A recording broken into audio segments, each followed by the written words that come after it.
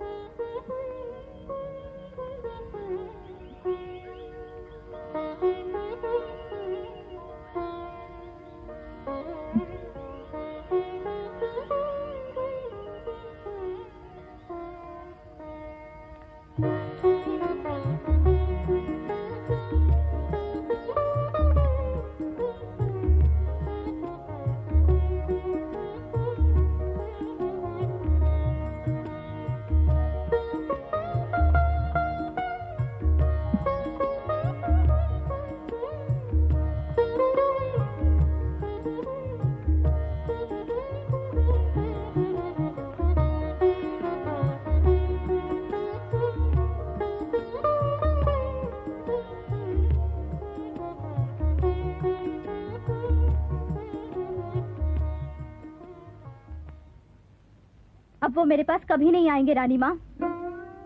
धर्मन जो है उनके पास शिकारगाह में। धैर्य रखो बेटी, कुंवर तुम्हारा था, तुम्हारा ही रहेगा। नहीं, अब और छुट्टी दिलासा मुझे मत दीजिए रानी माँ।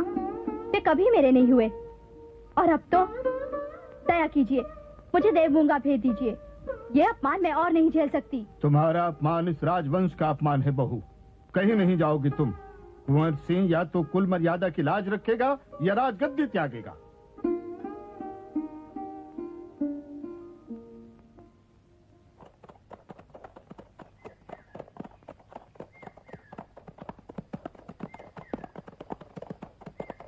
आज तो गोरे को मार डाला था सरकार ने। थर थर कांप रहा था ससुरा। अरे ये तो बड़े सरकार की सवारी लगती है। दौड़ खबर करें छोटी सरकार को।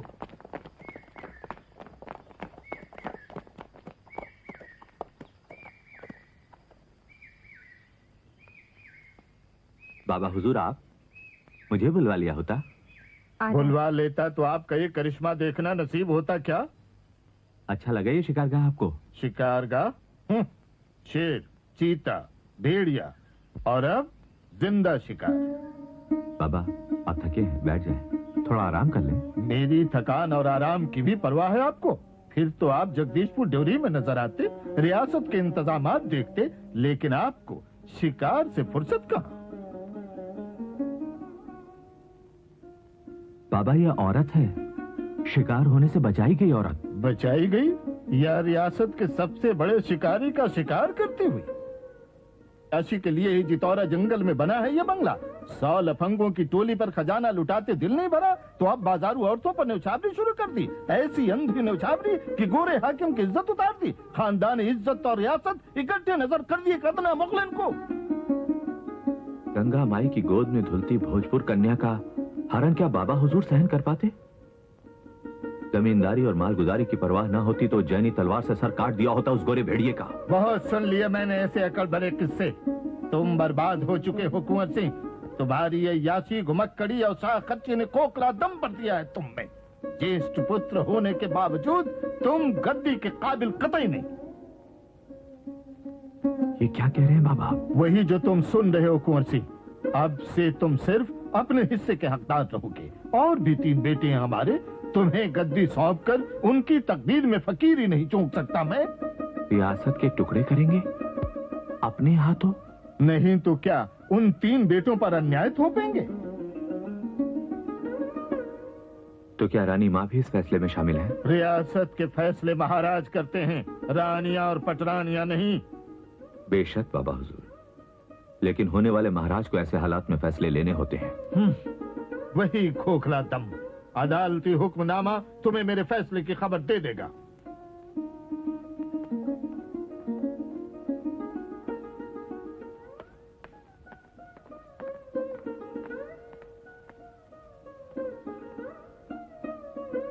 जाओ वहीं अपने शिकार के पैरों में अपनी गद्दी और किस्मत ढूंढो।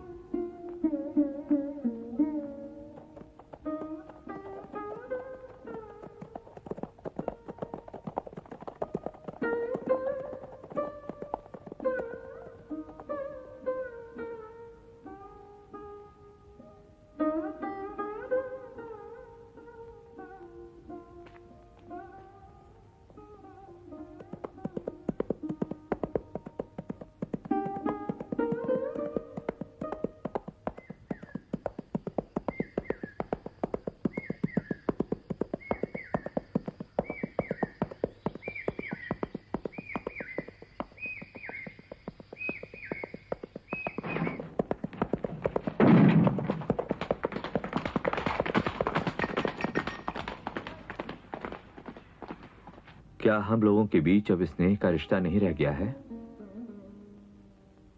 क्या मैं तुम लोगों के विश्वास के काबिल नहीं रहा? हमारी किस गलती ने ऐसा संदेह पैदा किया है दादा? क्या आप लोगों को महाराज के फैसले की जानकारी नहीं? मुझे तो कोई कुछ बताता ही नहीं। आपको अपने खिलौनों से फुर्सत हो तब ना। खिलौनों से खेलना बंद करें आप लोग। महाराज ने हम भाइयों को बांटने का फैसला किया है। भाइयों को? महाराज ने तो हमारे हक हिस्से के सुपुर्दगी की बात की है। इससे हमारे बीच स्नेह क्यों कम होगा? बात हमारे बीच की नहीं, रियासत बंटने की है। मैं पूछता हूं, रियासत बंटे बगैर क्या हक हिस्से कायम नहीं रह सकते? नहीं। वजह? सबके खर्चने और जीने के ढंग अलग अलग हैं। किसी की मुट्ठी इतनी खुली है, दूसरे की हथेली शायद कभी मुट्ठी बन ही ना पाए। ये मुट्ठी यूं ही नहीं खुली हुई है दयाल। अरजने और सिरजने का संकल्प भी इस मुट्ठी में है। और देखो, कुछ रेखाएं भी हैं इसमें, ब्रह्मा की उकेरी रेखाएं, भोजपुर साम्राज्य के उत्तराधिकार की रेखाएं, जिसे ना तुम तीनों बदल सकते हो ना महाराज।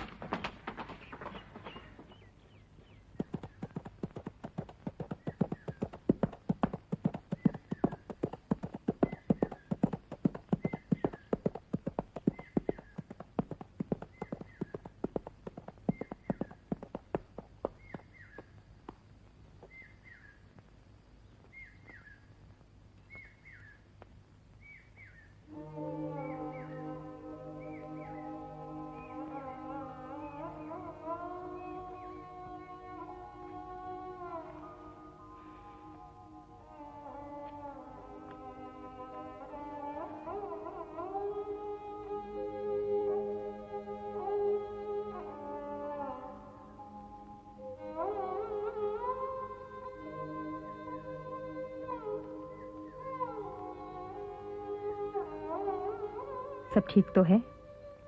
क्या कहा महाराज ने? कहा जाओ अपने मोहब्बत के बसेरे में। आप तो बस सच बताइए ना। सच ही तो कह रहा हूं, और सच ही कहा महाराज ने भी। मोहब्बत का बसेरा ही तो है ये, पनाहगाह है उन सब का जो जुल्म जबर मिटाने के लिए मेरे साथ हैं। जुल्म जानवर करे या आदमी, उनको ललकारते जो आंधी उठती है मेरे सीने में, वो क्या मोहब्बत नहीं है बीवी? वो सैकड़ों जो मेरे मन की आंधी के साथ उड़ते नदी, नाले, जंगल, पर्वतों की परवाह नहीं करते, उनकी उड़ान क्या मुझसे बेपनाह मोहब्बत नहीं बीवी? और तुम जो शाहबादी रणबांकुरों की भूख, प्यास और जख्मों की परवाह करती नहीं थकती, वो क्या भोजपुर की मिट्टी से तुम्हारी मोहब्बत नहीं बीवी?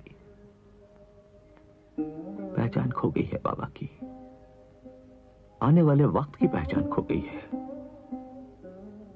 जमींदारी के बढ़ते कर्ज ने भेद दिया है उनकी पुतलियों को, वरना मुझसे न सही मेरे मकसद से तो मोहब्बत कायम रहती है उनकी। लेकिन कर्ज अदायगी की फिक्र गैर मुनासिब तो नहीं। आप उनकी सबसे बड़ी औलाद हैं। उम्मीदें भी तो आपसे ही हो। उनकी उम्मीदों की खातिर ही तो मैंने खुद का बिकना मंजूर किया। मुझे ही नहीं, दयाल को भी। अपने 2-2 बेटों को कर्ज अदायगी के लिए शादी की बलवेदी पर चढ़ाया उन्होंने। लेकिन हाथी की खुराक तो बटाईदारी की खेती से नहीं पूरी की जा सकती ना। फिरंगी की बटाईदारी ही तो है जगदीशपुर की जमींदारी। शायद वो भी नहीं। बटाईदार तो जो उपजे उसी का आधा अदा करते हैं। लेकिन अंग्रेजों पर रैयतों की बदहाली का कोई असर नहीं। उन्हें तो सिर्फ अपनी मालगुजारी से मतलब है। क्यों बीवी, क्यों? ये जमीन उनकी है या हमारी?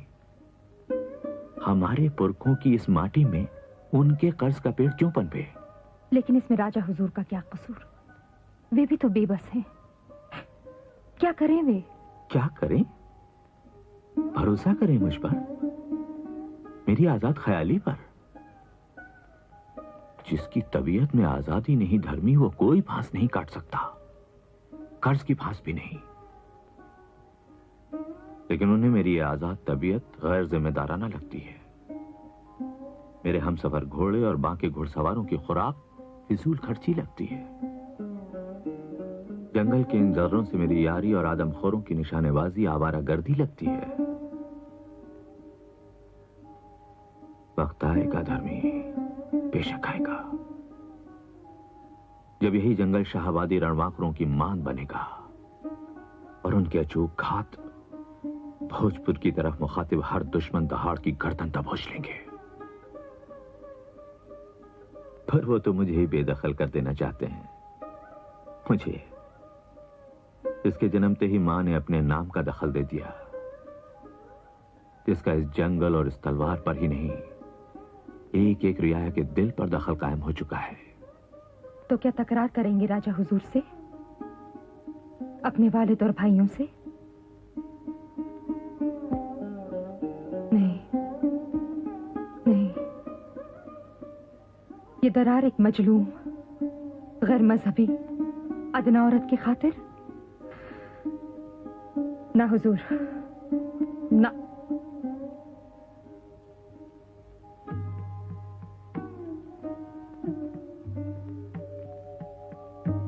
आंसू पोछो, अपने को सहेजो बीवी।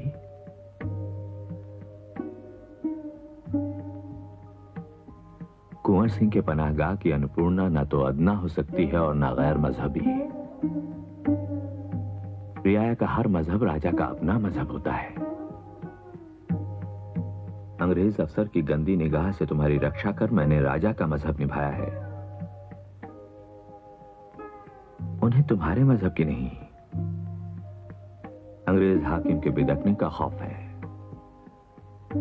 और तकरार अपने बाबा से, भाइयों से? ना, कतई नहीं। हम तो क्षत्रिय राजवंश की परंपरा का पालन करेंगे। हम सिर्फ श्रेष्ठ ही नहीं है धर्मी, रियाया की हिफाजत की ताकत और उनके दिलों पर अपना असर भी रखते हैं। इसलिए दस्तरबंदी का हक तो सिर्फ इसी माथे को है। तो आप अपने हिस्से का पाग बांधे। भाइयों को बांटी गई जायदाद पर एतराज कैसा? ये सिर्फ 4 भाइयों के बीच का मामला नहीं है धर्मी। 4 भाइयों के बीच हजारों गांव बटेंगे, लाखों इंसान बटेंगे, रियासत की ताकत कमजोर हो जाएगी। लेकिन हम ऐसा नहीं होने देंगे।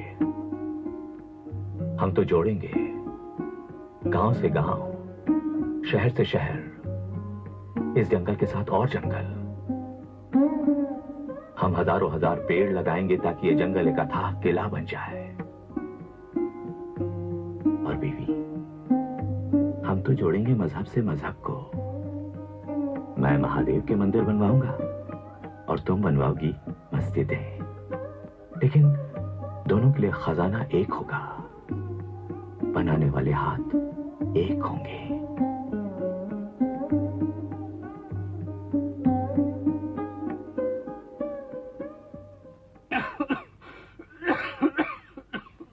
इलाज क्यों नहीं कराते गोपाली भैया? ऐसे तो मर्ज बढ़ता ही जाएगा। इलाज से मर्ज छूटता तो महाराज ठीक ना हो जाते। सब विधि का लेखा है भाई। हाँ, दिन ब दिन घुलते टूटते जा रहे हैं महाराज। अंग्रेजी हुकूमत ने यह हाल बनाया उनका। मुकदमेबाजी के जाल में रियासत को कंगाल बना माल गुजारी वसूली के लिए जमींदारी नीलाम करने की धमकी दी जा रही है। ऐसे ही कुछ चक्र से सैकड़ों रियासतें हड़प चुके हैं ये गोरे बनिए। यहाँ ये नापाक मंसूबा कभी पूरा नहीं हो पाएगा।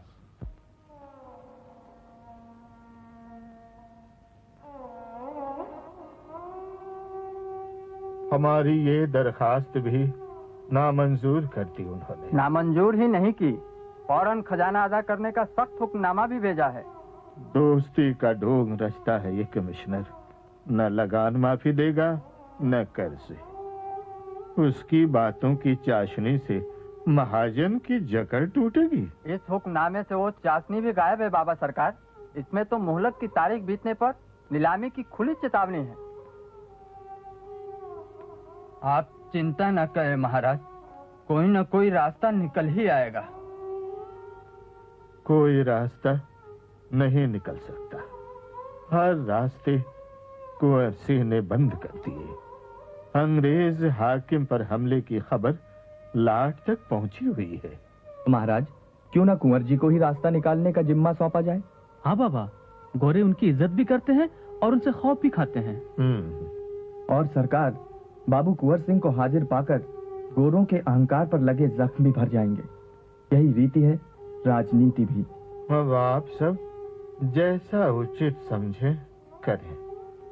मैं तो उससे नाउम्मीद हूं और खुद बेबस।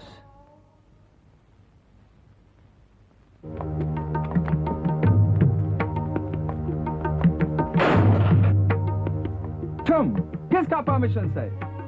ओह, प्रिंस कुंवर से। Welcome welcome.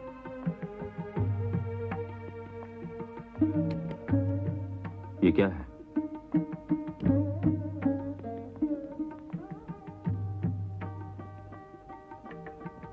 कुछ नहीं, रूटीन वर्क, कानूनी कायदा। कायदा? किसका? इनका? हाँ? और मैजेस्टी की तरफ रिस्पेक्ट से देखो बाबू कुंवर सिंह। आंखें ना गुरेरी है। विलायत से नहीं भेजी गई थी जगदीशपुर की जमीनें कि उन्हें नीलाम करके वापस भेज देंगे आप। हमें आदर अनादर का पाठ ना पढ़ाएं। ये बताएं कि हुक्मनामा रद्द करेंगे या नहीं।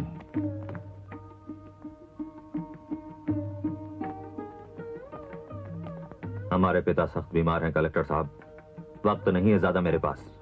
बीमार? राजा साहब, I'm very sorry, very very sorry. हम ईशु से प्रे करेगा स्पीडी रिकवरी वास्ते, जल्द अच्छा हो जाएगा। नीलामी रद्द ना हुई तो वो जिंदा ही नहीं बचेंगे कलेक्टर साहब। No, ऐसा नौबत नहीं आएगा। हम वादा करता, हम कमिश्नर को लिखेगा और स्टेट को मैनेजर तेरे वास्ते डिमांड का सिफारिश करेगा। गुंजाइश है क्या इस वक्त किसी वादे पर भरोसा करने की? ऐसा भरोसा जो मेरे पिता की जान बचा सके? लिख कर देना हो तो दीजिए, वरना मैं खुद कमिश्नर से लिखवा लूंगा। Okay, as you wish.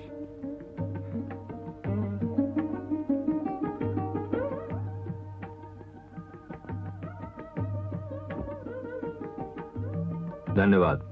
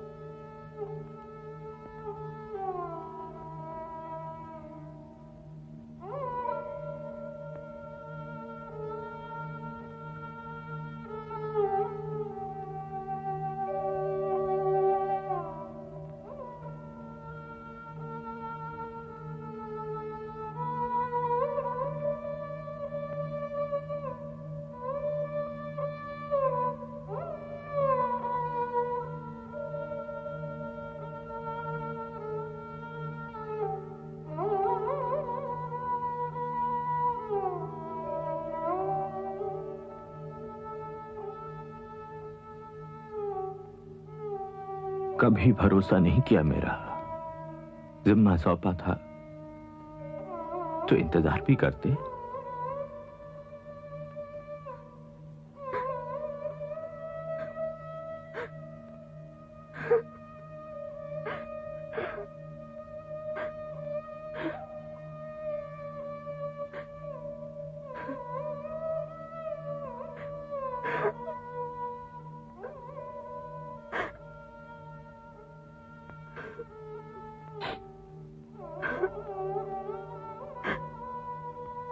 नीलामी का हुक्म तो वापस करा लाया।